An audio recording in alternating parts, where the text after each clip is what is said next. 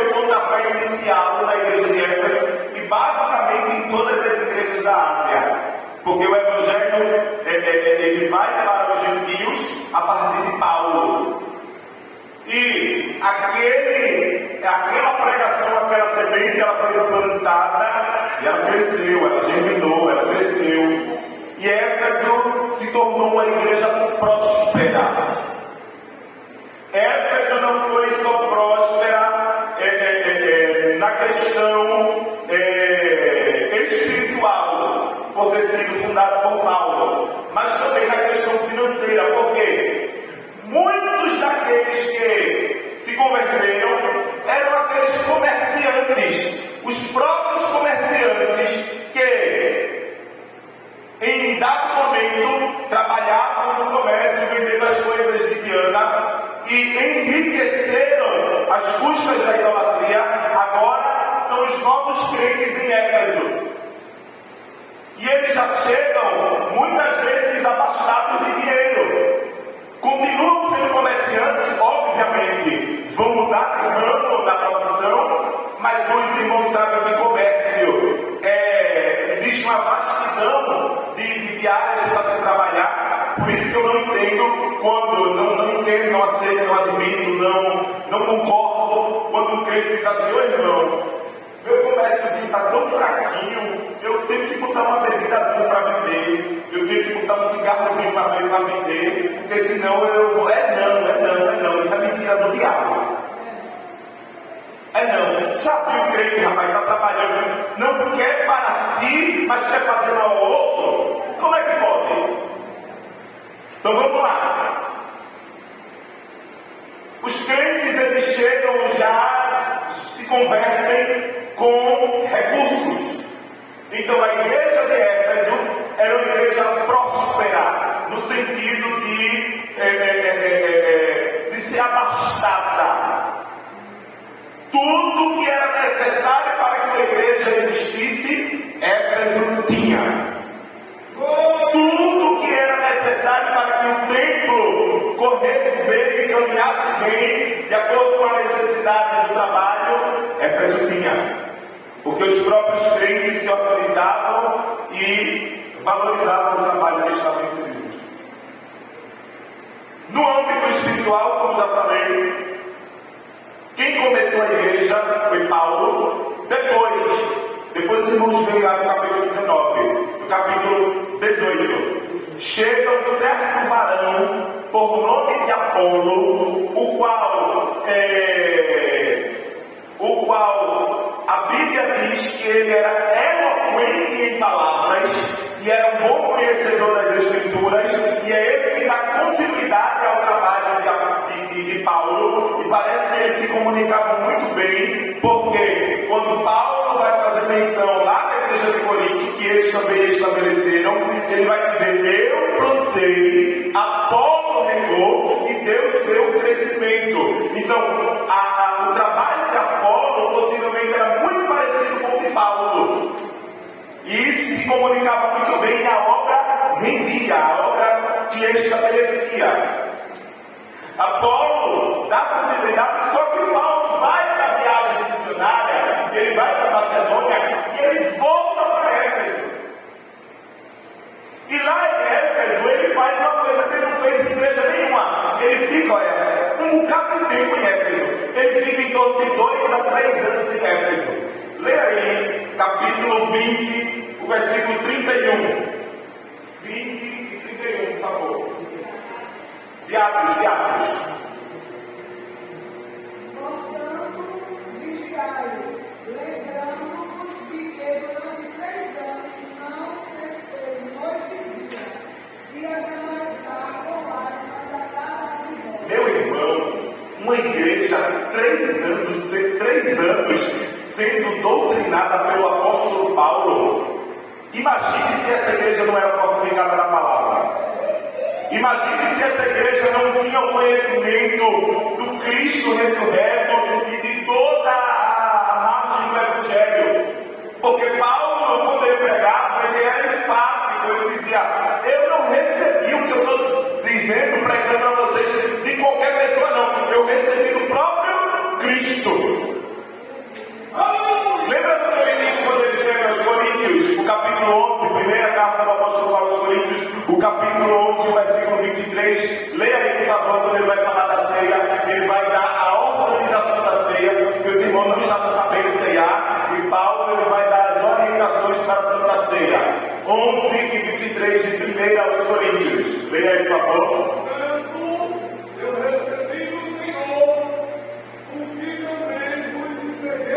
Assim, até aí, Deus abençoe. Eu recebi de quem? Do Senhor. Não foi homem nenhum que me ensinou. É o que Paulo está dizendo. Eu recebi do próprio Jesus aquilo que eu estou ensinando para vocês. Existe um hiato, existe uma falta na história de Paulo como cristão, do ato de quando ele sai de lá da rua direita, da casa de Barnabé, até quando ele chega novamente para a pregação. Existe um hiato de 14 anos.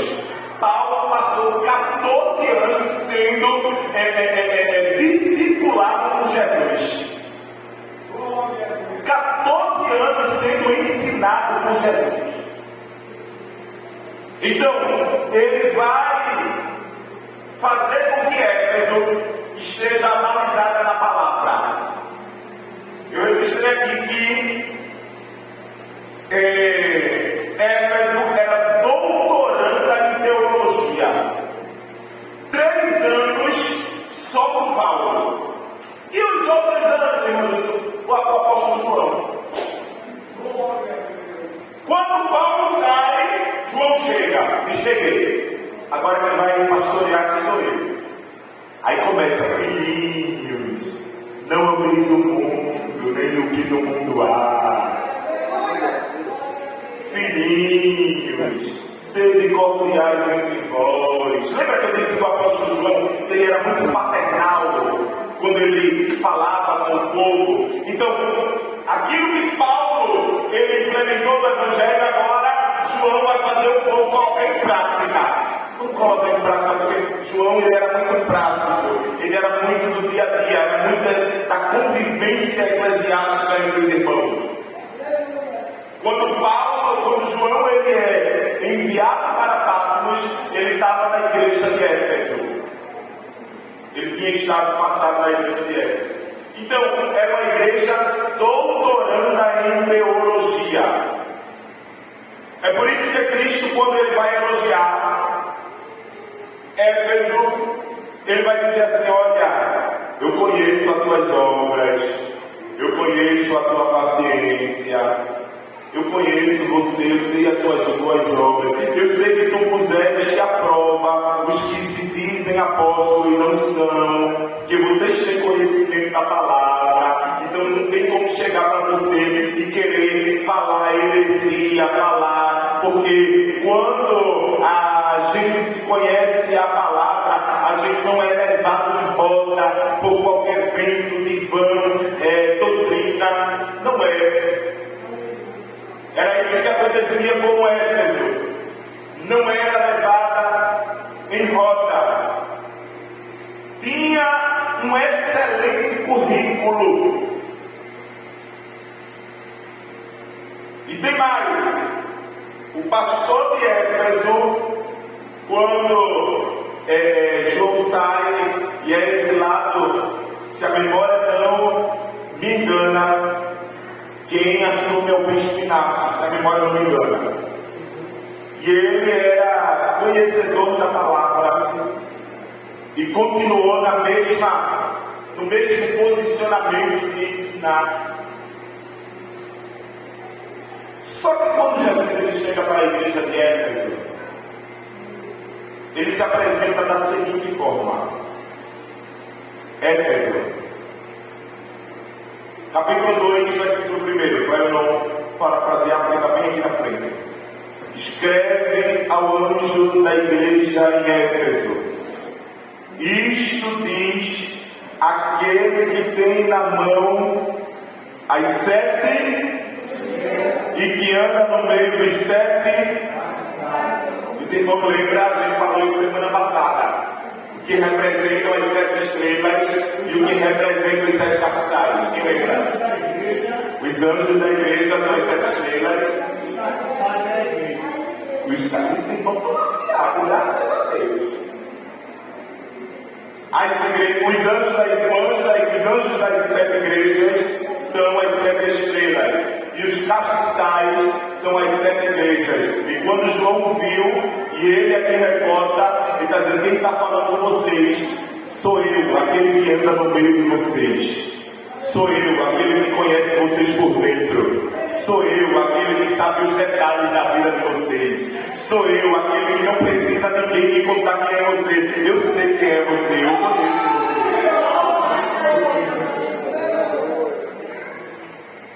Jesus, quando ele se apresenta como aquele que anda no meio dos 7 castiçais, ele está dizendo assim: a igreja pode até brilhar, mas ela brilha porque sou eu que ilumino.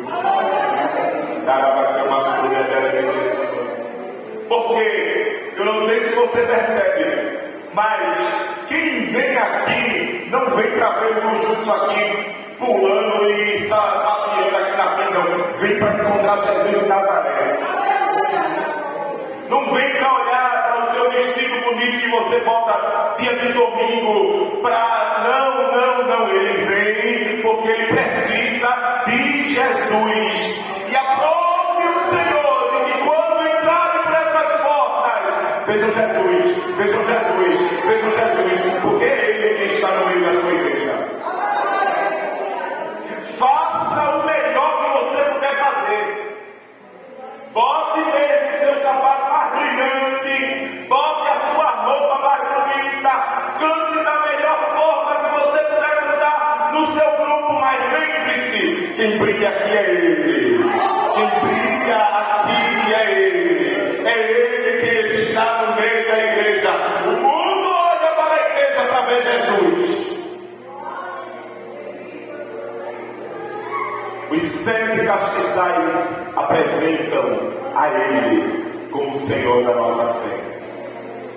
E Éfeso não tinha como se esconder de quem era, porque Jesus estava no meio dela. Jesus sabia quem era Éfeso e o que acontecia nos bastidores, porque ele diz: eu tenho contra ti uma coisa, tu és muito sábia, tu és muito atuante. E a igreja de Éfeso, só para a gente contextualizar e trazer para os nossos dias, a igreja de Éfeso era aquela igreja que não faltava um culto no tempo central. Era aquela igreja que quando dizia assim: vai ter igreja na rua, e a igreja toda. Era aquela igreja que quando dizia assim: a gente tem que ir fazer um estudo sobre tal tema, a igreja estava todinha. Era uma igreja participativa, atuante. Era uma igreja ativa na obra. Mas lembre-se, a obra por si só, ela é morta. A obra por si só, ela é morta. Estava lá, fazendo, trabalhando, tem que fazer isso, corre para lá, corre para cá, tem festa disso, tem festa daquilo, vamos. Mas o que Jesus vai falar, vai bater no coração do pastor de Éfeso, porque ele diz: eu tenho contra ti uma coisa, tu abandonaste o teu primeiro amor.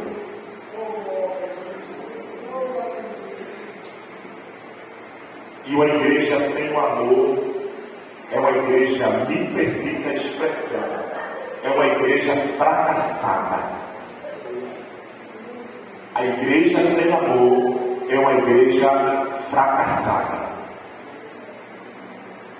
Era atuante, era militante, no entanto,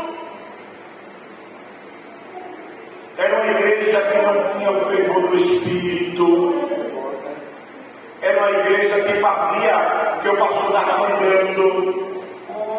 Era uma igreja que estava, ligou o piloto automático e disse: vamos ver aonde é que vamos levar. Estava automático. Vem dia de domingo para a igreja porque é domingo. Vem dia de quinta porque é doutrina. Vem, porque eu tenho que estar, porque eu tenho que ir. Eu me permito, filha, graças a Deus aqui isso não acontece não. Mas eu vou porque eu sou o dirigente, porque eu sou a dirigente. Eu vou porque eu sou a componente, eu sou o componente. Eu vou porque eu sou o tocador. Eu vou porque eu tenho uma obrigação de ir.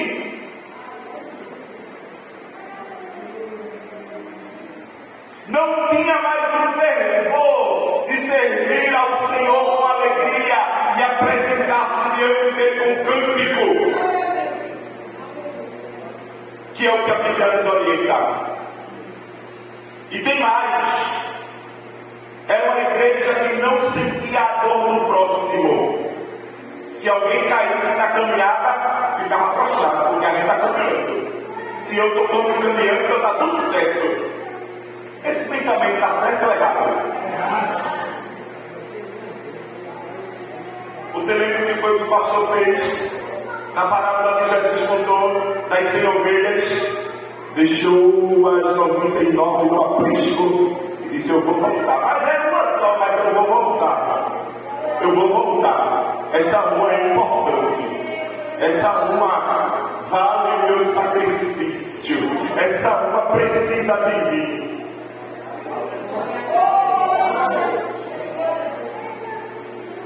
O problema é que muitas vezes a gente faz como Éfeso, a gente liga o automático e quer fazer sempre as coisas como sempre fizeram com a gente e está tudo certo.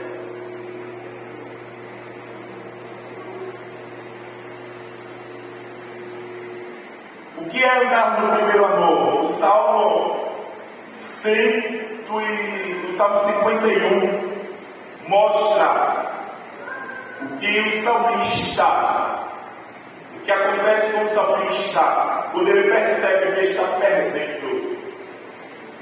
Salmo 51:12. Leia aí para mim, por favor.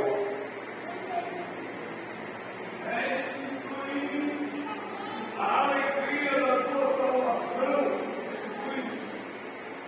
e sustenta-me com o Espírito voluntário. Senhor, eu estou perdendo a alegria da salvação. Eu já não sinto mais a alegria de ser salvo. Restitua-me, Senhor. Me dá de volta a alegria da salvação, a alegria de dizer: Senhor, eu vou para a tua casa porque eu te amo.